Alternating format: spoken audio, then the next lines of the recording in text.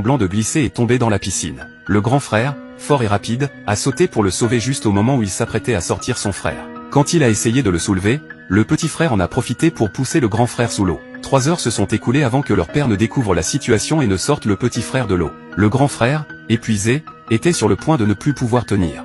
Le père, voyant son fils aîné appeler à l'aide, a voulu le tirer de l'eau, mais sa nouvelle femme l'a arrêté en pleurant, disant que le petit frère était en danger de mort et devait être emmené à l'hôpital. Le père a donc ignoré le grand frère et a emmené le petit frère à l'hôpital. Heureusement, la mère biologique du grand frère est arrivée à temps pour le sauver et l'emmener à l'hôpital.